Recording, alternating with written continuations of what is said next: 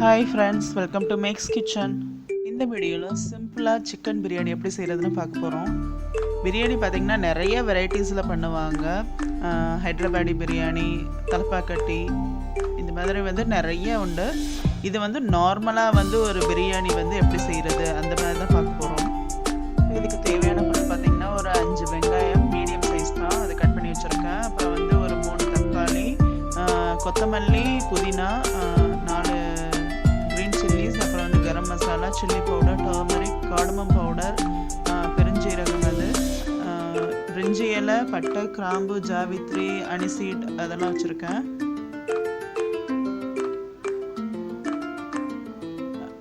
ஒரு உப்பு தேவையான அளவு, 7 ஸ்பூன் வந்து ginger garlic paste, lemon 1, curd 1 cup, அப்புறம் வந்து 1 கிலோ சிக்கன் வந்து எடுத்து வச்சுருக்கேன்.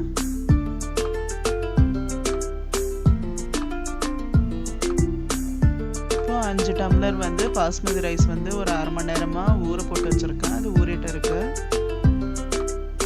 இந்த டம்ளர் அளவு தான் எடுத்திருக்கேன், 5 டம்ளர். நான் இன்னைக்கு பிரியாணி கோகோனட் ஆயிலில் செய்ய போகிறேன், அதனால் நெய் சேர்க்க போகிறதில்ல. நீங்கள் எந்த ஆயில் வேணால் யூஸ் பண்ணிக்கலாம், நெய் சேர்த்துக்கலாம்.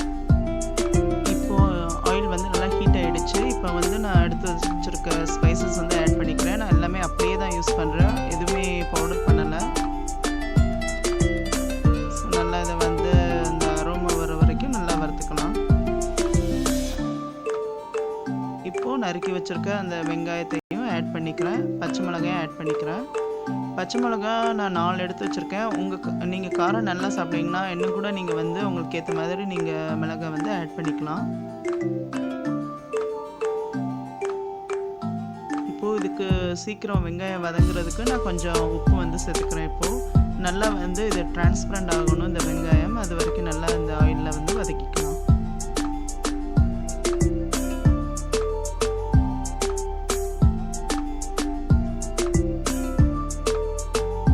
இப்போ இதில் வந்து வெங்காயம் கொஞ்சம் வதங்கியிருக்கு. நான் கொத்தமல்லியும் புதினாவும் சேர்த்துக்கிறேன். கொத்தமல்லி ஒரு கட்னா புதினா வந்து பாதி கட்டு எடுத்துக்கணும், அந்த ரேஷியோ தான். நான் நல்லா வந்து கட் பண்ணி வச்சுருக்கேன் சின்ன சின்னதாக.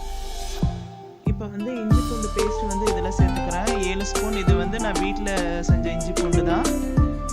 ஸோ வீட்டிலேயே செஞ்சுக்கோங்க, கடையில் வாங்காதீங்க. ஏன்னா கடையிலனா வந்து இஞ்சி பூண்டில் வந்து இஞ்சி தான் நிறையா இருக்கும், பூண்டு ரொம்ப கம்மியாக இருக்கும். அதனால் வந்து இஞ்சி பூண்டு பேஸ்ட் எப்படி பண்ணுறதுன்னு பார்த்தீங்கன்னா, பூண்டு வந்து எவ்வளோ எடுக்கிறோமோ அதுக்கு பாதி இஞ்சி எடுத்துக்கணும். அந்த மாதிரி நீங்கள் எடுத்து வச்சுக்கோங்க, செஞ்சு வச்சுக்கோங்க.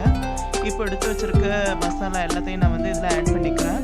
நான் 2 டேபிள் ஸ்பூன் தான் சில்லி பவுடர் வந்து சேர்த்துருக்கேன். உங்களுக்கு காரம் வேணும்னா நீங்கள் இன்னும் கூட சேர்த்துக்கலாம். இதில் கரம் மசாலா மட்டும்தான் ஆட் பண்ணியிருக்கேன். நீங்கள் வந்து பிரியாணி மசாலா கூட ஆட் பண்ணிக்கலாம். இப்போ நல்லா இது வந்து பச்சை வாசனை போகிற அளவுக்கு நல்லா நம்ம வதக்கிக்கலாம்.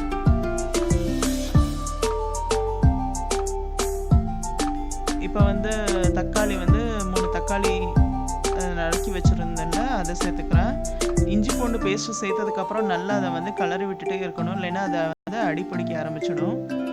அதனால் நல்லா அப்பப்போ கலரி விட்டுட்டே இருக்கணும். இப்போ இந்த தக்காளி வதங்குறது கொஞ்சம் உப்பு, இது வந்து ரொம்ப சின்ன ஸ்பூன் தான், 2 ஸ்பூன் வரைக்கும் சேர்த்துக்கிறேன். இப்போ தயிர் எடுத்து வச்சுருந்தோம் இல்லையா, அதையும் சேர்த்துக்கிறேன். 1 கப் தயிர் வந்து எடுத்து வச்சுருந்தேன், அதை சேர்த்துக்கிறேன்.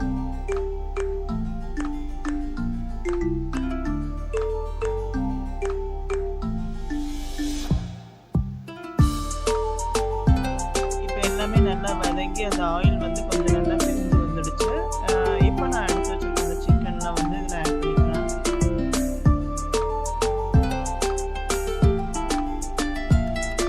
ஒரு லெமனோடைய ஜூஸ் சேர்த்துக்கிறேன். இப்போ எல்லாத்தையும் நல்லா வந்து கலந்து விட்டுக்கலாம். ஒரு மூடி போட்டு 10 நிமிஷம் சிக்கன் வேக வைக்கலாம். இப்போ 10 நிமிஷம் ஆயிடுச்சு. சிக்கன் நல்லா வந்து கொஞ்சம் வெந்துடுச்சு. ஆயிலில் மேலே வந்து பிரிஞ்சு வருது பாருங்க. இப்போது நம்ம தண்ணி சேர்த்துக்கலாம். 1 டம்ளர் பாஸ்மதி ரைஸுக்கு 1.5 டம்ளர் தண்ணி. இப்போ வந்து நான் 5 டம்ளர் எடுத்துருக்கால 7 டம்ளர் வந்து தண்ணி சேர்த்துக்கிறேன். இப்போ 7 டம்ளர் தண்ணி சேர்த்து அது நல்லா கொதிக்க ஆரம்பிச்சிடுச்சு. இதை நீங்கள் குக்கரில் பண்ணணுன்னா 1 டம்ளர் பாஸ்மதி ரைஸுக்கு 2 டம்ளர் தண்ணி சேர்க்கணும். இப்போ நல்லா இந்த ஸ்டேஜில் நீங்கள் வந்து கலரி விட்டுட்டு உப்பு காரம்லாம் செக் பண்ணிக்கோங்க, எது வேணுமோ அதை சேர்த்துக்கலாம். இப்போ உப்பு கொஞ்சம் எனக்கு கம்மியாக இருக்குது, அதனால் நான் 1 ஸ்பூன் உப்பு ஆட் பண்ணிக்கிறேன். இப்போ நான் இந்த பாஸ்மதி ரைஸ் வந்து இதில் ஆட் பண்ண போகிறேன். இந்த பாஸ்மதி ரைஸ் வந்து நல்லா பிரியாணி ஸ்மெல் வரும். அந்த மாதிரி உள்ள பாஸ்மதி ரைஸ் வந்து நீங்கள் செலக்ட் பண்ணிக்கோங்க, நல்லாயிருக்கும் பிரியாணி. இப்போ எல்லா அரிசியும் சேர்த்தாச்சு. இப்போ நல்லா நம்ம வந்து இதை கிளறி விடலாம். அதுக்கப்புறம் ரொம்ப கிளற முடியாது, ஏன்னா சாதம் வந்து உடஞ்சிரும். அதனால் ஃபஸ்ட்டே நல்லா கிளறி விட்டுக்கோங்க. இப்போ இதை மூடி போட்டு வேக வைக்கலாம். மூடி போடும்போது சீக்கிரம் அது வந்து சாதம் வேகும். இப்போ கொஞ்சம் நல்லா வெந்திருக்கு. இன்னும் கொஞ்சம் தண்ணி இருக்குது, அது நல்லா வந்து ட்ரை ஆகணும். ஸோ ரொம்ப கிளறாமல் இந்த மாதிரி மெதுவாக சாஃப்டாக வந்து கிளறி விடணும்.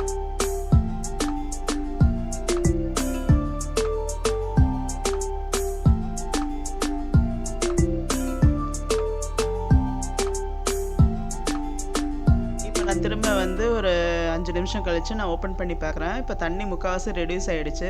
இதுக்கு டைமிங்ஸ்லாம் வந்து எதுவும் இல்லை. நீங்கள் அப்பப்போ வந்து தண்ணி வந்து செக் பண்ணிக்கோங்க, கலந்து விட்டுக்கோங்க. இப்போ தண்ணி முக்கால்வாசி வந்து நல்லா ரெடியூஸ் ஆகிடுச்சு, கொஞ்சம் தான் தண்ணி இருக்குது. நான் இப்போ எப்படி பண்ணுவேன்னா, இந்த ஸ்டேஜில் நான் வந்து அடுப்பை வந்து ஆஃப் பண்ணிவிடுவேன். இல்லைன்னா நம்ம என்ன பண்ணணும்னா தோசைக்கல் அடியில் வைக்கணும், இல்லை அடி பிடிக்காமல் இருக்கிறதுக்கு அந்த மாதிரிலாம் பண்ணணும். அதுக்கு பெட்டர் வந்து இந்த மாதிரி ஆஃப் பண்ணி வச்சுட்டு மூடி போட்டு ஒரு 20 நிமிஷம் அப்படியே வச்சிட வேண்டியதான். நல்லா அந்த சாதம் வந்து நல்லா இன்னும் வெந்துடும், அதோட தண்ணியும் நல்லா வந்து ரெடியூஸ் ஆகிடும். இந்த மாதிரி வெயிட் வைக்கிறேன். இந்த மாதிரி வெயிட் வைக்கணுமானா அது தேவையில்லை. இப்போ பார்த்தீங்கன்னா பாருங்கள், 20 நிமிஷம் கழித்து பார்த்தா நல்லா 20 நிமிஷம் இல்லைன்னா ஒரு அரை மணி நேரம் கழித்து கூட பாருங்கள், நல்லா வந்து தண்ணிலாம் ட்ரை ஆகி சாதமும் நல்லா வந்து உதிரி உதிரியாக உங்களுக்கு கிடச்சிரும். இப்போ நல்லா சூப்பராக பிரியாணி வந்து ரெடி ஆகிடுச்சு. எல்லாருமே அந்த தண்ணி வந்து ட்ரை ஆகுற வரைக்குமே அடுப்பில் வச்சுருப்பாங்க, இல்லைன்னா அந்த மாதிரி கீழே தோசைக்கல் வச்சு வைப்பாங்க. அதெல்லாம் தேவையில்லை. தோசைக்கல் எதுக்கு வைக்கிறாங்கன்னா அடி பிடிக்காமல் இருக்கணும் அப்படின்றதுக்காக தான். பட் நம்ம இந்த மாதிரி ஆஃப் பண்ணிவிட்டு ஒரு 20 நிமிஷம் அரை மணி நேரம் வரைக்கும் விட்டுட்டோம்னாலே போதும். நல்லா தண்ணி வந்து ரெடியூஸ் ஆகி சாதமும் சூப்பராக வந்து ரெடி ஆகிடும். பாருங்க, பார்க்கவே வந்து சூப்பராக இருக்குது. சாதமும் உடையலை, சிக்கனும் வந்து நல்லாவே வெந்திருக்கு.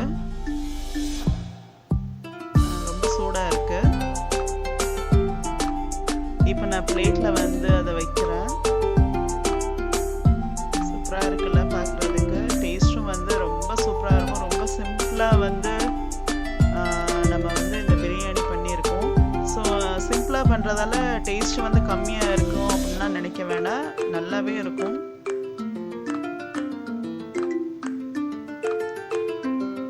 இந்த மெத்தட் உங்களுக்கு ரொம்ப ஈஸியாக இருக்கும்னு நினைக்கிறேன். நீங்களும் இந்த மாதிரி வந்து சிக்கன் பிரியாணி செஞ்சு பார்த்து உங்கள் ஃபீட்பேக் கமெண்ட் பண்ணுங்கள். இந்த வீடியோ உங்களுக்கு பிடிச்சிருந்தா லைக் பண்ணுங்கள், ஃப்ரெண்ட்ஸ் அண்ட் ஃபேமிலிக்கு ஷேர் பண்ணுங்கள். என் சேனல் இப்போ தான் ஃபஸ்ட் டைம் பார்க்குறீங்கன்னா மறக்காமல் சப்ஸ்கிரைப் பண்ணிக்கோங்க. பக்கத்தில் பெல் ஐக்கானையும் ப்ரெஸ் பண்ணிக்கோங்க. அப்போ தான் நான் போடுற புது வீடியோ நோட்டிஃபிகேஷன் உங்களுக்கு வரும். தேங்க்ஸ் ஃபார் வாட்சிங் ஃப்ரெண்ட்ஸ்.